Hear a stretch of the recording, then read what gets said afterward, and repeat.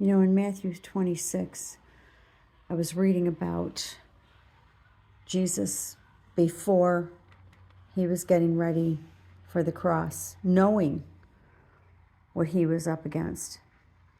And at that Last Supper, he's saying, "Take, eat, this is my body." And then he took the cup and he gave thanks and gave it to them, saying, "Drink ye all of it."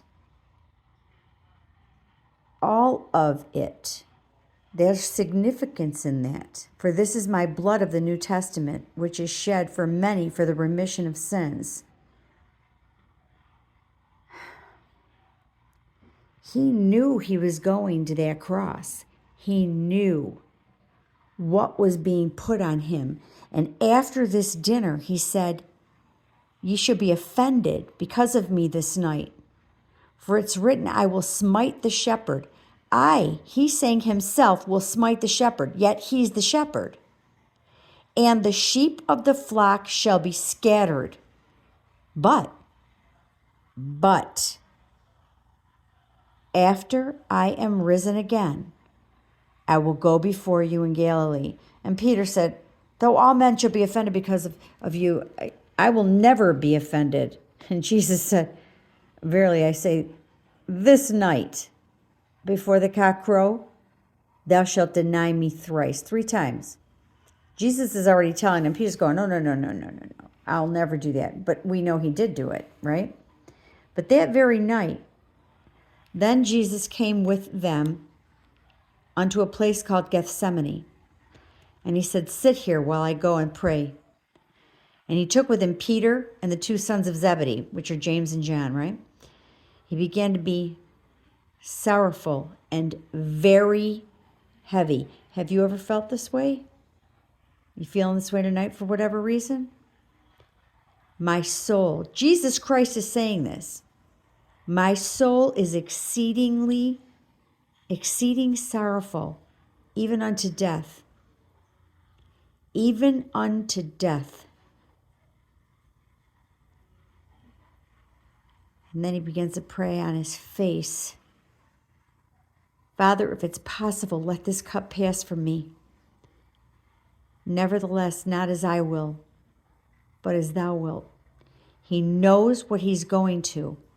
He prays again. And then he prays a 3rd time. He's been sold out. His disciples still don't understand what's going on. He himself is God manifest in the flesh. His flesh is agonizing because he knows what's happening. And he knows what he's going to feel. Not just the physical pain, but the pain of every sinner. Some horrid murderer. He's going to know and feel every single filthy, vile act of sin.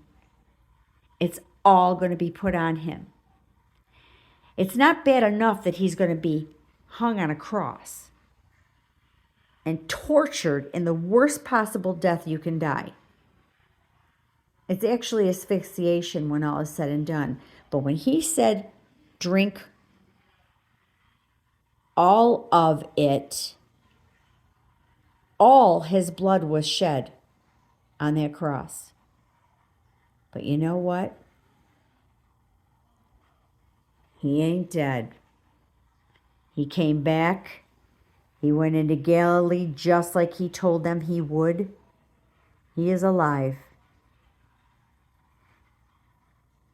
He said, "For whosoever believeth on me should not perish, but have everlasting life." There is no separation. You could try and sell him out. You could try and do whatever you want. There's no separation. Nothing can separate you from the love of God, which is in Christ Jesus. Do you believe in him? You got the bunny thing and the egg thing going on?